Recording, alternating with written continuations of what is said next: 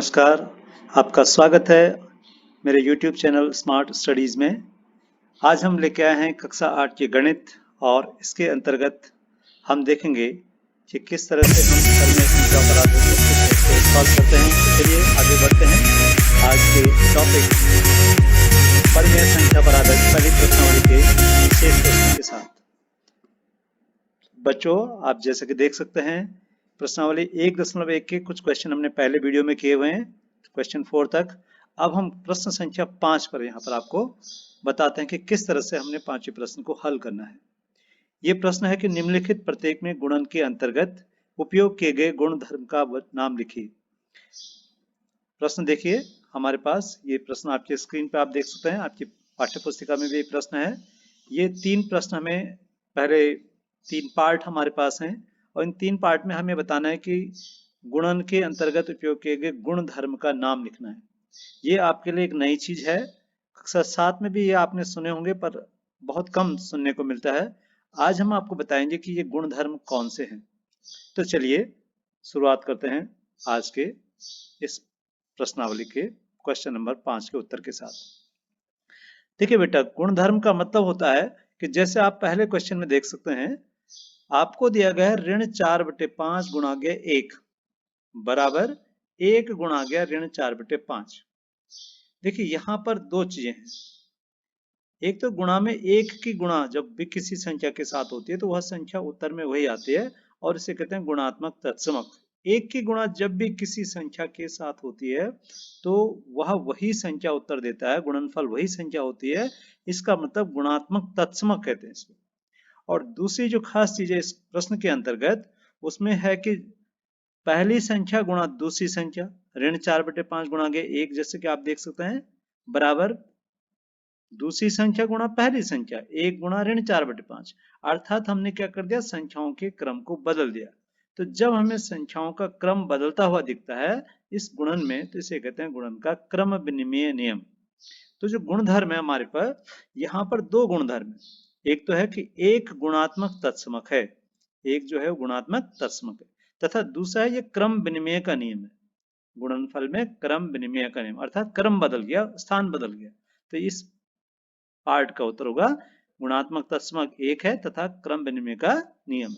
चलिए आगे देखते हैं दूसरे पार्ट में भी आप देख सकते हैं बिल्कुल 13/17 गुणा गया ऋण 2/7 है और यहाँ बराबर में लिखा है ऋण 2/7 गुणा गया 13/17।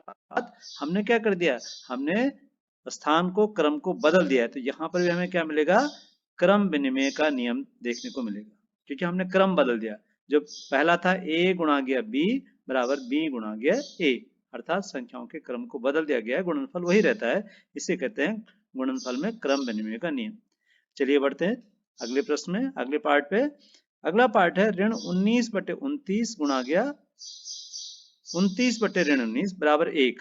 अब यहाँ पर देखिए, यहाँ पर क्या हो रहा है, 19/29 ऋण के गुणा गया उसका व्युत्क्रम है 29 बटे ऋण 19। हमने गुणा प्रतिलोम सीखा था, गुणात्मक प्रतिलोम।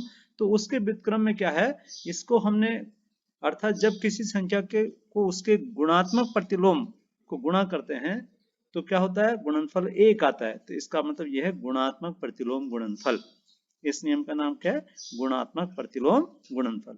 ठीक, ये गुणधर्म। तो इस तरह से हमारे पास ये तीनों पार्ट्स के आंसर हो गए हैं। आप और भी ट्राई कर सकते हैं। अब चलते हैं प्रश्न संख्या 6 की तरफ। प्रश्नावली 1.1 का ही है, क्वेश्चन नंबर 6। यह 6/13 को ऋण 7/16 के व्युत्क्रम से गुणा कीजिए। ये देखिए बहुत खास व्युत्क्रम शब्द आया हुआ है। तो हमने क्या करना है, पहले हम जानेंगे कि ये ऋण 7/16 का व्युत्क्रम क्या होता है। ठीक, तो हमने लिखा है कि ऋण 7/16 का व्युत्क्रम होता है 16/7, अर्थात व्युत्क्रम जिसको हम गुणात्मक प्रतिलोम भी कहते हैं वही है।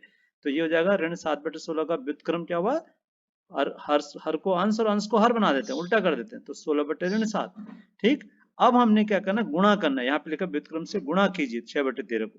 तो देखिए आप प्रश्नानुसार क्या हो गया, 6/13 गुणा गया ऋण 16/7 या 16/7। तो हम क्या करेंगे, आप सबको पता है गुणनफल में क्या होता है, अंश की गुणा अंश में और हर की गुणा हर में। तो 6 गुणा गया 16/13 गुणा गया ऋण 7। तो आपको पता है, आप पहाड़ी सीखे हुए आपने, 16 छक्के 96 और 13 सत्ता 91, तो 96 बटे ऋण 91 ये हमारा अभीष्ट उत्तर हो गया इस प्रश्न संख्या 6 का। समझ में आया बच्चों? आपने क्या करना है, आपने सबसे पहले व्युत्क्रम देखना है यहाँ पे कि इसका व्युत्क्रम, जिसके व्युत्क्रम से गुणा करना है उसका व्युत्क्रम निकालना पहले, और फिर आपने तब गुणा करनी है जैसे भिन्नों की गुणा होती है साधारण रूप में। अब चलते हैं हम अपने अगले सवाल पे।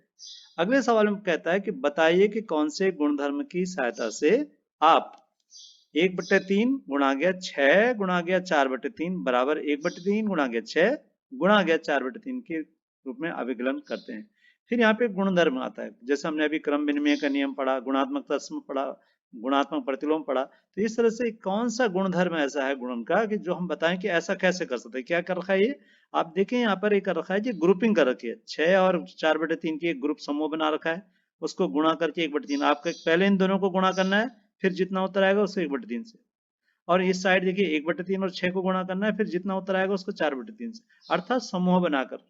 तो इस प्रकार का अविकलन हम कब करते हैं, देखिए हमने एक नियम पढ़ा हुआ है कक्षा 7 में कि देखिए क्या हो रहा है, इस तरह से हो रहा है, देखिए कि a गुणा गया b गुणा गया c, b और c की गुणा बराबर a गुणा गया b गुणा गया c, a और b की गुणा करके, अर्थात ग्रुपिंग जैसे भी करें गुणनफल वही रहता है, पहले और दूसरे को एक साथ गुणा करें, जो उत्तर आएगा उसको तीसरे से गुणा करें, या दूसरे और तीसरे को गुणा करें और जो उत्तर आएगा उससे पहले से गुणा करें, गुणनफल पे कोई फर्क नहीं पड़ता है।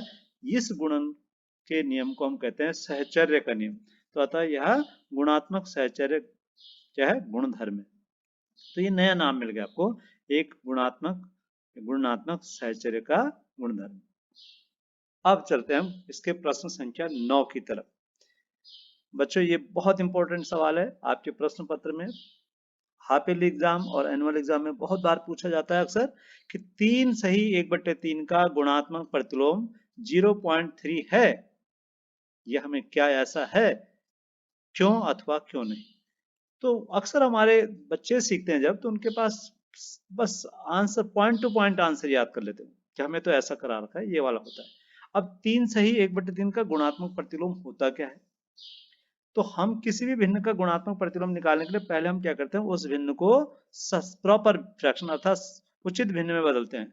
तो हम, और दूसरी बात क्या है कि गुणात्मक प्रतिलोम किसको बोलते हैं कि जब किसी संख्या का और उसके गुणात्मक प्रतिलोम का अगर गुणनफल कर दें तो उत्तर 1 आना चाहिए। देखिए अर्थात a को, अगर a का गुणात्मक प्रतिलोम 1/a होता है तो a गुणा के 1/a बराबर 1 होता है, a से a कट जाता है तो 1 होता है, तो ये 1 आना चाहिए।